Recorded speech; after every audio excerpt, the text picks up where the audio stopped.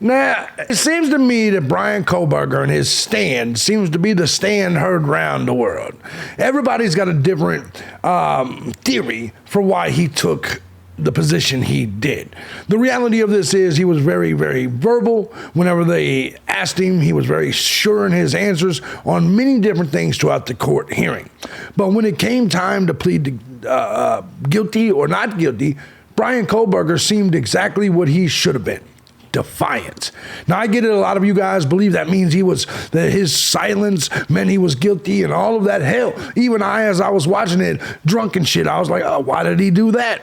The reality of this is it was a very strategic action. We're going to talk about that a little bit here today, but we're going to talk about a few other odds and ends, including Steve Gonsalves agreeing with me that it was strategy. I'm thejbgunner. This is Crime Time. Let's go and get on into it. It's been a while. Good to see y'all. Let's do it. Fuck. God damn it. I didn't plug in my headphones. Son of a bitch. I apologize for the echoing with that shit. Anyways, hey, it is what it is. It's early in the morning. Hope you guys are all having a fantastic day. Guys, I'm thejbgunner. This is Crime Time. I do want to say thank you guys so much for taking the time to be here with us. First and foremost, I want to say thank you to everybody that supports the channel, regardless of the method you choose, whether it's Cash App, Patreon, Venmo, PayPal. Guys, I couldn't do this each and every day as often as I do if it wasn't for you, the Gun Squad. Big shout out to y'all. And if you too find value in my content, feel free to hit the links down below. Support the channel, join the Gun Squad today. And while you're down there, if you're not a snowflake, if you like some of my political, leanings, feel free to hit the politics channel, the other live stream channel, things of that nature, gaming channel, whatever the fuck. Just don't go over there crying like a bitch. Because I see a lot of crying like a bitch. In fact, I want to start this thing off by saying something to a certain detective that likes to be like a guest appearance on some other dude's channel. Don't think it didn't get back to me what you said about my thumbnail about Kohberger has hoes. And you want to sit over there at White Knight. Look, bro, right now, you're washed up, bro. I just want to let you know. Don't fucking comment on me and what the fuck my thumbnails is. You can suck my dick. Because at the end of the day, I just want to say this, bro. You are the one looking for attention, doing free work on someone else's YouTube channel. That's all I'm going to say. So you can sit and whine and cry. Well, JB put hoes in his title. Now, you didn't mention me by name, but it got back to me. And I'm the only one that did it. So it just kind of is what it is. Until you understand where I come from and you understand the way I speak and my sense of humor, you can suck my dick. So you can white knight for them broads all you want. They're still not giving you no pussy. You know what I'm saying? You still spend your nights over on another dude's YouTube channel for free. So who the fuck you talking to? But anyways, I'll let you go. I'll let it go on. I just want to make that clear to you if you happen to be watching. Suck my balls. Anyways, washed up ass motherfucker. You on here on YouTube giving legal analysis, not even on your own channel. Let that sink in. You're not even giving legal, you're not even doing it on your own channel. You're a soup kitchen detective. You're giving them free advice. You're giving free legal analysis from the perspective of a detective. But you want to criticize the fact that I say ho. I say the same things that you guys say. You guys just word it differently. But you word it differently because you want a white knight and you think these broads are going to somehow slither on over to you and want to give you some pussy. Ain't the way this shit works. You can simp all damn day.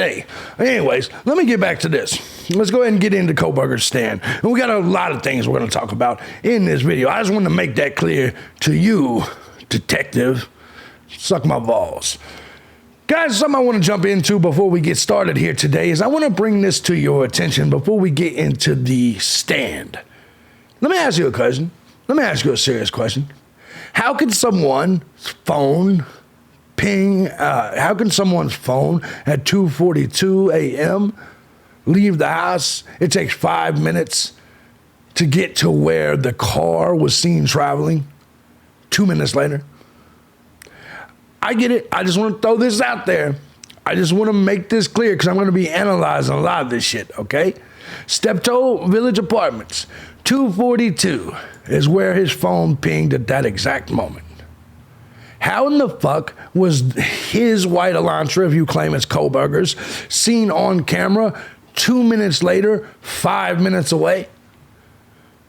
Now, I get it. You could say he was speeding and all this. I want to give a shout out to old Wife Tail. He said, I can't even put the phone with the first car sighted in Pullman with any certainty. If law enforcement is suggesting that Kohberger was leaving his apartment when the phone first showed activity, he'd have to teleport to be in that car. It's a very valid point. I'll leave that at that. I just want to leave that out there in y'all's lap, let you guys think about it, because if you check it out and you read the timeline, 2:42, it pinged in Steptoe Village Apartments. 2 minutes later, his car was seen 5 minutes away. I'm not Detective him. You know what I'm talking about. I ain't gonna say your name, lame. I may not be him, but I do have 3 degrees and I understand math. Well, we'll just leave that at that. I'll leave that for you guys to chew on because we got much bigger things to talk about here today, and we're going to. I got a lot of different links. I want to thank Sleuthy Goosey, as usual, for all of her hard work. But one of the things I want to talk about with you guys today is the stand. A lot of people are saying, why did Bryan Kohberger stand when it was time to plead guilty or non-guilty? I believe it was out of defiance. Because if you look at every other question he was asked, he gave specific, yes, emphatic. He gave solid, definitive, yes, I understand. Yes. Yeah, and it was perfection, actually. Then when it came to this one thing, he stood silent. I ask you, does that not feel like a defiant act of protest? Because here's the thing. He, in my opinion, this was a strategy created by Ann Taylor. And when this moment comes, you stand silent. You don't say anything. You continue to remain silent. The reason for that being is because it's essentially A, being defiant, but B, not even acknowledging, not even attempting to acknowledge or give it validity to the charges being brought upon by the grand jury. Now, if this man is going to challenge the grand jury, which I think he is, I'm about to show you, in my opinion, it is genius to let your lawyer handle this, let your lawyer speak for you, let the judge enter your plea, because basically you're being defiant and not even giving it the respect that they claim that you need to give it. Because ultimately, if you didn't do this, and you are offended by the charges, and you believe that there's maybe some malpractice or some other issues that's going on within this case, and you're going to try to get this case on a technicality thrown out or the grand jury indictment thrown out, to me, it makes complete sense to remain silent. You don't want to put your voice or any statement out there in which people can later use that against you. Plus. Just in the overall legal system, the more silent you remain, the better off you are. That is the truth. Now, you may get the dumb Murdaughs that go out there just dumb as fuck and testify and end up in prison forever because they're dumb as shit. But Kohberger doesn't strike me as that type of dummy. But some things I want to show you, all right? If you look here, attorney defends Bryan Kohberger's legal strategy. Let me make sure we're over here. Yes. Basically what we have here, criminal defense attorney Sarah Azari defended Idaho murder suspect Bryan Kohberger's decision to remain silent during his arraignment, calling it a smart legal strategy that wasn't fueled by personal nefarious reason. And I agree with that same thing. We all know what happened. He stood silent, prompting the judge to enter the not guilty plea. The decision to stand mute raised questions about whether Kohberger was trying to avoid facing the death penalty, but Azari argued that there are absolutely advantages to standing mute. When you learn about the legal strategy behind this, you'll know it's for good and not nefarious reason. Now, I can find I can find her tweet here. Let me find it real quick. I will find her tweet and show it to you because she actually made an excellent point here. And we're going to be talking about a lot of things like the lawsuit everyone's claiming that Steve Gonsalves is filing. They don't know shit. Let's just call it what it is. Sarah Azari from Azari Law says, oh, good grief. She was responding, by the way, to our good friend, Coffindoffer, right? She says, oh, good grief. There absolutely are advantages to standing mute, and I will discuss them on a streaming live Q&A on News Nation. No matter what Kohberger would have ended up doing today, those spreading hype would spin it as control, predatory, and monstrous. All the things in that narrative that is the antithesis of the guaranteed presumption of innocence. Now, I'm going to show you things because the judge, I don't know if you guys caught it, but later on, after the initial hearing, the judge kind of scolded the media, and we'll talk about that here in a second. For those of you in the back, Kohberger did not stand mute to exert control. When you learn about the legal strategy behind this, you will know it's for good, not nefarious reason.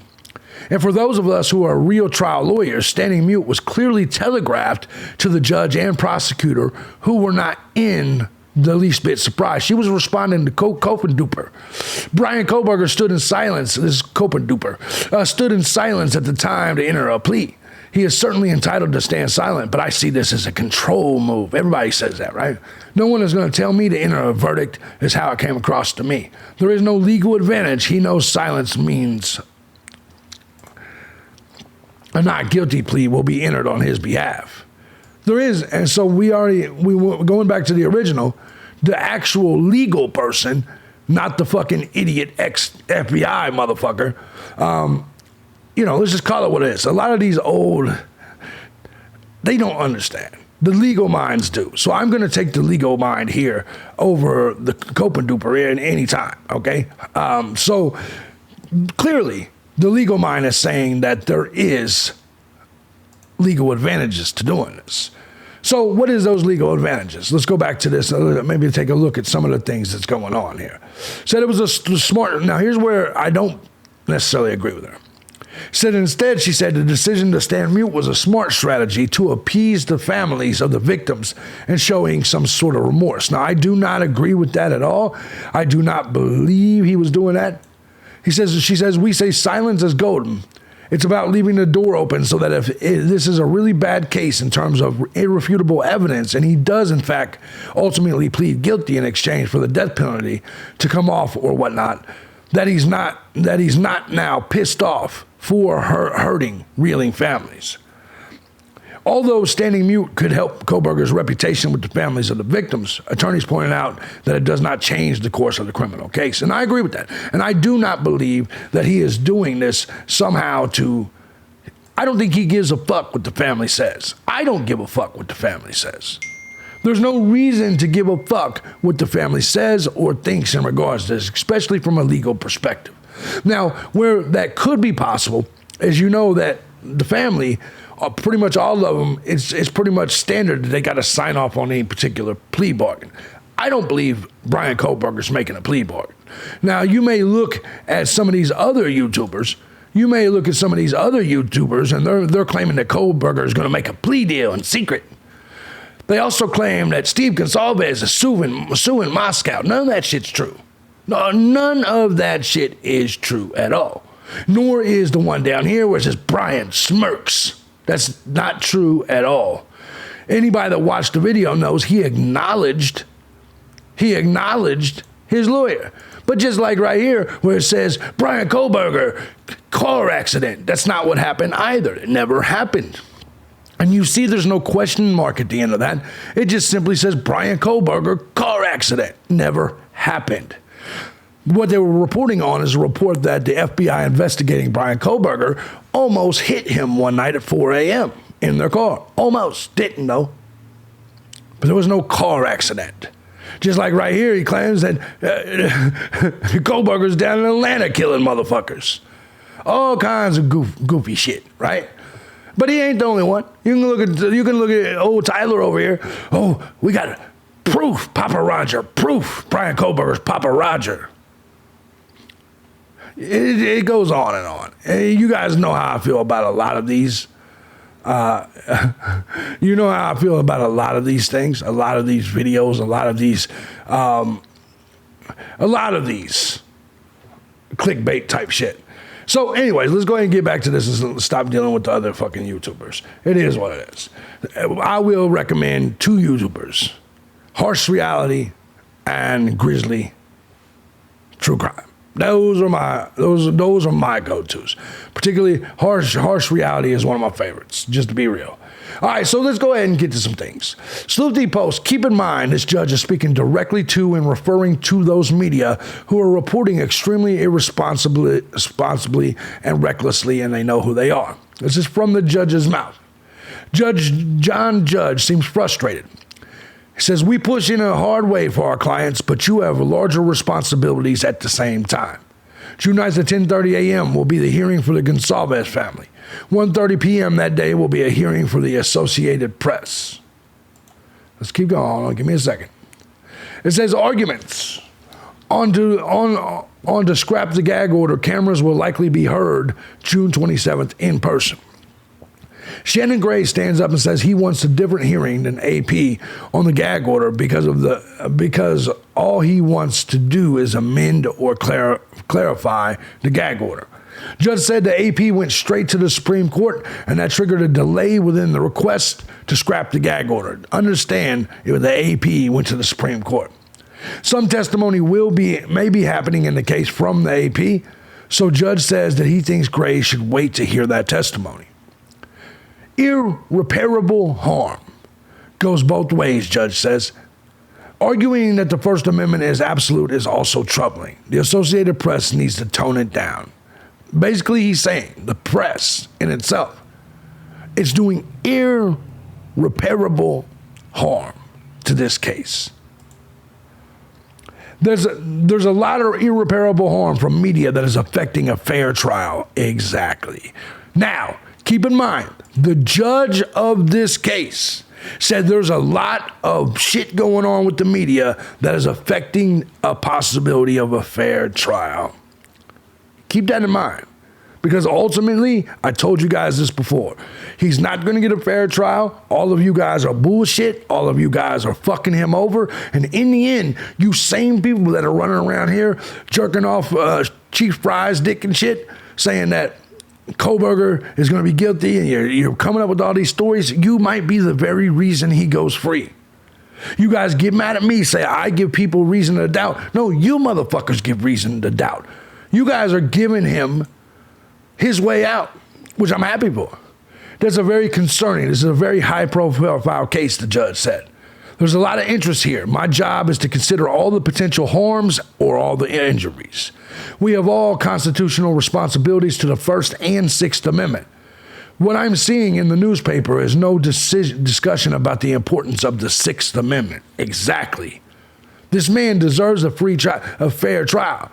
Thank you to the judge. In case you guys don't know what the Sixth Amendment is, let me go ahead and school you a little bit. Let me go ahead and do this Sixth Amendment. Simplified. Let's just do simplified. The Sixth Amendment guarantees the right of criminal defendants, including the right to a public trial without unnecessary delay, the right to a lawyer, the right to an impartial jury, and the right to know who your accusers are and the nature of the charges that's being brought against you. Now, as I've been saying, none of this shit has been fair. All of this shit has been one-sided. And the gag order, all of this shit. So you need to understand currently what this judge is saying is that the media themselves, you, all of you that are out here, News Nation, all of them, that's just pouring on, Dateline, pouring on, Kohberger's guilty. You're making it to where Kohberger is going to have a reason to appeal because you never gave him a fair trial. You never gave him a fucking fair trial. And that's the reality of this whole situation. Let's see here. Where are we at? Now, from Sloopy here. Now, this is actually from a North Carolina website, and it's very interesting. Let's take a look at it. Let's take a look at if the defendant enters a plea. Let me go over here, move my fat ass over here, okay? The defendant enters a plea during an arraignment. There are several options available for pleas. The option you choose depends on the crime, the circumstances surrounding the crime, what your lawyer advises, and whether you have entered into a plea agreement. You could choose one of the plea options. Entering a guilty plea means you admit to the crime. Entering a not guilty plea means you claim you did not commit the crime. Entering a no contest plea does not admit guilt, but it also does not dispute the charges, which he did not enter. Often a no contest plea is used if there is a related civil trial against you. Now, entering a mute plea means that the court will enter a plea of not guilty. This plea is used if you want to dispute the in North Carolina felony process up to that point. I would imagine that same concept would exist here. In North Carolina, it says, and I understand this isn't North Carolina, so just bear with me. If you want to find something that's different than that, go ahead. But essentially, a mute plea is if you want to dispute. It's essentially disputing. What is that? Hold on. What is that? Let me just go back here. Disputing the felony process up to this point. So I don't know if this applies in Idaho, but to me, when you look at like I said, we look at Sarah Azari and everything, this person believes that this was a smart legal strategy. So it is him being defiant and saying, fuck this whole process. It's been done like shit. It's been done wrong. So that's what Azari says. And we got some case things we're going to go over. But I also want to throw this out there as well. James Patterson, many of you guys know who James Patterson is, one of the biggest selling authors in the world. He's co-authoring a true crime book about the haunting murders of 4 Idaho students, which he says has echoes of In Cold Blood, and plans to attend Bryan Kohberger's trial in October. Now you tell me this is all fair? You got one of the biggest crime writers in the world. Now, granted, he's not making any statements, but God knows what he's going to put in his fucking book. God knows what he's going to put in his book. Let's go ahead and, I want to see this for just a second. Oh, that's right. I don't even have my headphones turned the fuck on. Give me just 1 second. All right. Now, looking at this, I want you to understand this is clearly a telegraphed, and clearly this was a plan from the start. Maximum sentences are imposed consecutively, one right after the other. You could be facing 10 years in prison, followed by 4 consecutive life sentences or death penalty, fines of up to $200,000. We'll fast forward past all the penalty stage. Okay. Mr. Kohberger, do you understand the charge of count 1? Yes. Listen to him. Do you understand the maximum penalty? Yes. Do you understand charge penalty? Yes. Count 2, murder in the first degree? Yes. Do you understand the maximum penalty? Yes. Do you understand the charge of count 3, murder in the first degree? Yes. Do you understand the maximum penalty? Yes. Do you So calm. understand the charge in count 4, murder in the first degree? Yes. Do you understand the maximum penalty? Yes. Do you understand the charge in count 5, murder in the first degree? Do you understand the maximum penalty? Yes. Okay, Ms. Taylor, is Mr. Kohberger prepared to plead to these charges? We will be standing silent. Okay, because Mr. Kohberger is standing silent, I'm going to enter not guilty pleas for each charge. Counts 1, 2, 3, 4, and 5. It was as simple as that. Very strategic. And let me tell you something. The judge knew it was coming because the judge went directly to Ann Taylor. Is Mr. Kohberger prepared to enter a plea? I've been in plenty of cases. They've never said that to my lawyer. They've always said, Mr. Collins, how would you like to plead? This judge already knew to go to Ann Taylor. So they already knew this was happening. They probably knew this was happening from the get-go. It's all of y'all, and I admit I was surprised at first too. But anyways, so Patterson is going to write a book on this, which is going to, once again, I'm sure it's going to be anti-Kohberger. And for you people that don't know this yet, I keep hearing people say, you know Steve Gonsalves is suing Moscow. No, he's not. The families of 2 of the 4 slain families reserve right to sue City of Moscow for damages, court papers reveal. We've already known, this is actually pretty standard. But let's be honest here, Steve Gonsalves has never liked the way this fucking investigation has went. He's not even sure Bryan Kohberger did it. You can tell in the way he talks. The notices filed May 3rd and 11th don't mention the sum that they could seek. No lawsuit has been filed, but the families can sue within the next 2 years. All they have done is reserve the right. Shannon Gray, an attorney representing the two families, told ABC News that while no lawsuit has been filed, the claims would allow them to sue within 2 years. That's all it is. Legal notices saying, hey, we might sue y'all if y'all fuck this shit up. The notices obtained by the outlet do not specify what type of claim the families could make or the potential sum of money they could ask for. It remains undetermined at this time. Filing a tort claims notice is really just a safeguard. It's a safeguard to protect the interest of the families, the victims, and really the whole community around. Because if something goes wrong or was done improperly, which is what, look, I want you to understand, someone has to be held accountable for that. The reality of this is, Gonsalves has never believed that this shit was going correctly or right. I think Steve Gonsalves is still like, man, this don't feel right. If you ask me, I think Steve Gonsalves still feels that. I don't think he's 100% sure Kohberger's the guy. I don't think Gonsalves really is 100% sure. And I think he's going to keep fighting. A couple motions I'm going to go over with you guys while we're here and we're dressed. This is a motion to enlarge time to file pretrial motions and memorandum in support. This is actually filed, comes now Bryan Kohberger by and through his attorney, Ann Taylor. Public defender hereby moves the court for an order enlarging the time for the filing of pretrial motions in this matter. The indictment for the above entitled matter was filed on May 16th. Counsel for the defendant filed its initial request for discovery on January 10th. Counsel for the defendant, let's see, was there more here? Counsel for the defendant filed its initial request January 10th. Counsel for the defendant filed a motion to make available for record all proceedings of the grand jury on May 19th. We'll be going through that as well. Based on the amount of time it will likely take to receive and review all grand jury materials for this matter, counsel will need additional time to file pretrial motions pursuant to IDAHO. I'm telling you, they're gonna challenge the grand jury. I predicted this before, and I'm going to be right.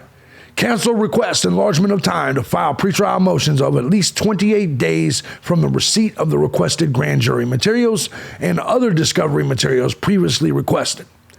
As of the time of this filing of this motion to enlarge time, counsel for the defendant has not received any of grand jury materials. The review of such materials are critical to adequate preparation for the defendant's defense and will cause counsel for the defendant to likely file pretrial motions regarding various evidentiary issues, including challenges to the grand jury and possible motions for suppression of evidence. God damn, I was right again.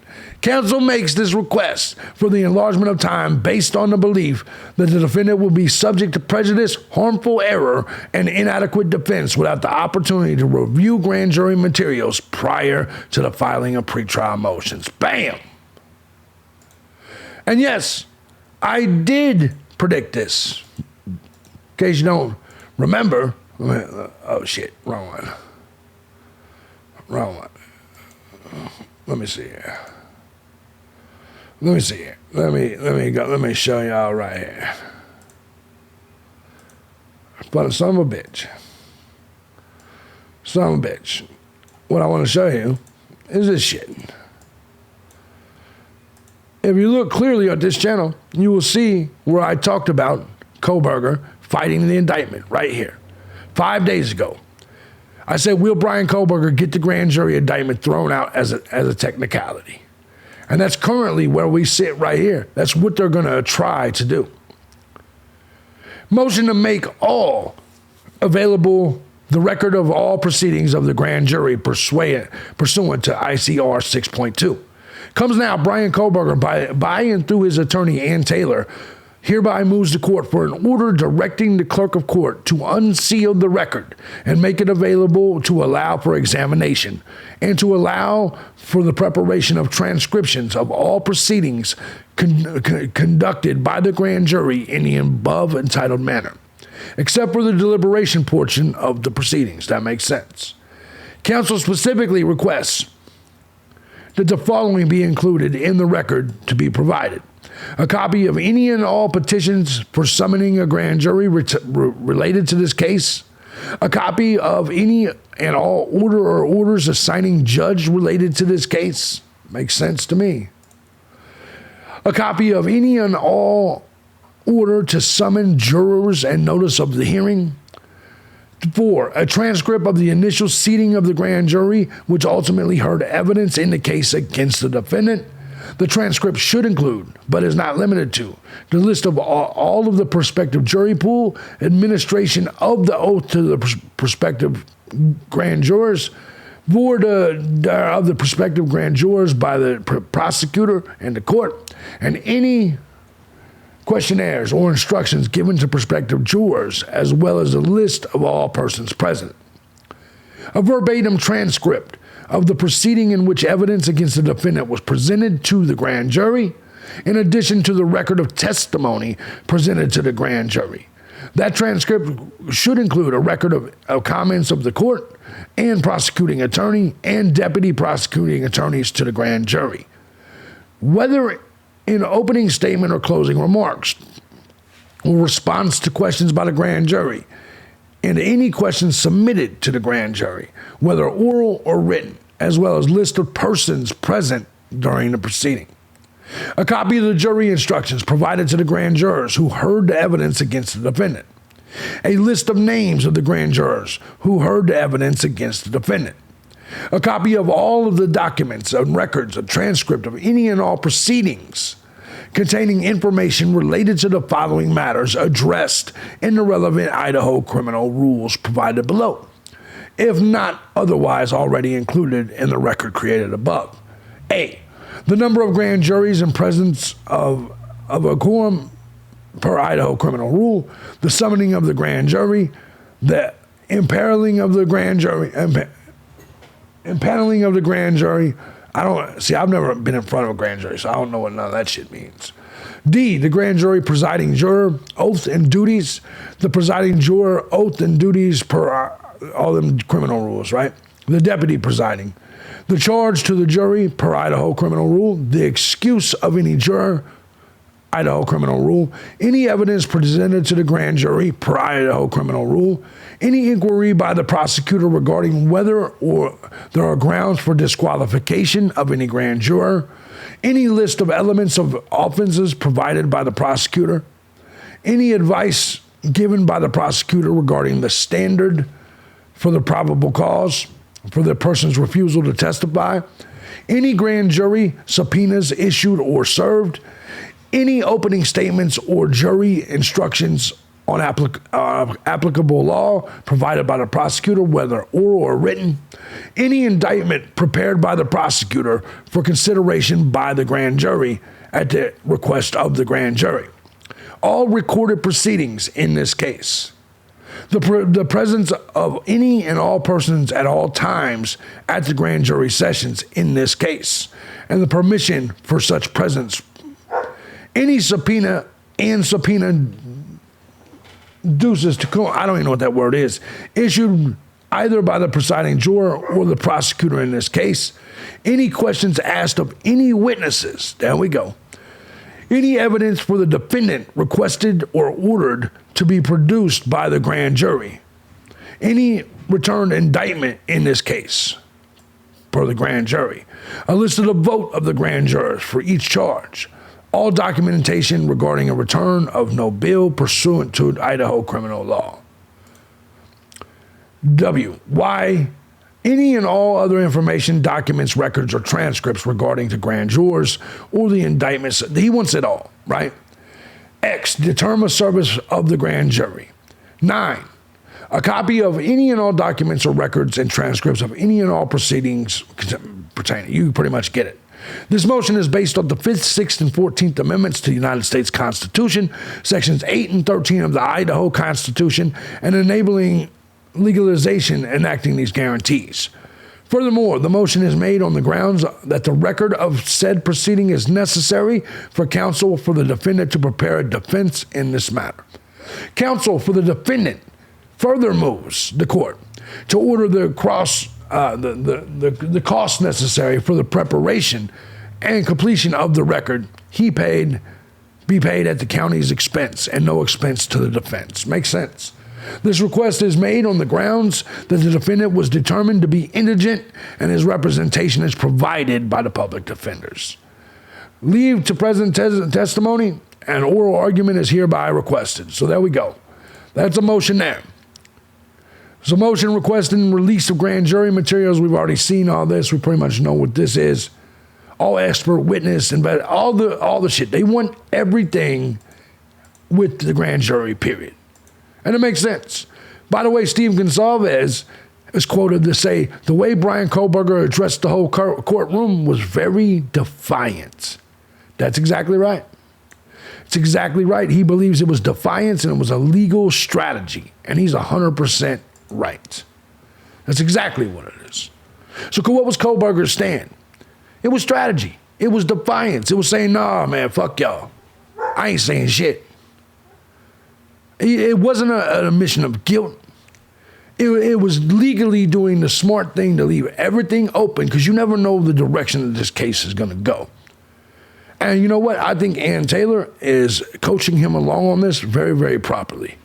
I'm curious what you guys think because in the initial, when I initially saw it, even I was concerned, like, whoa, why would he do this? It makes him look guilty. But then the more over the past couple days, I've got to look at it. I've got to read different people's shit. I've got to see different legal minds analyze it. I have to be perfectly honest with you. I understand it now. It's actually a lot more standard than you think. Shut the fuck up, dog. It's literally a lot more It's literally a lot more standard than people think. And so, I don't know, man. I think sometimes we dig into things too much and we're like, oh, what does that mean? It probably doesn't mean shit. It's just Bryan Kohberger maintaining his silence in terms of this, right? What do you guys think, though? I don't think it... I think everything we're seeing right now is a legal game of chess. And for you guys that didn't like you thought he was smirking, you think he's arrogant... No, it's a dude fighting for his life right now.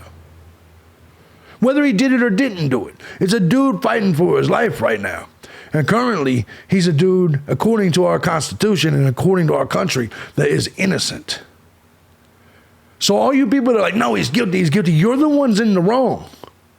I'm the one in the right 100%. He's an innocent man. Currently.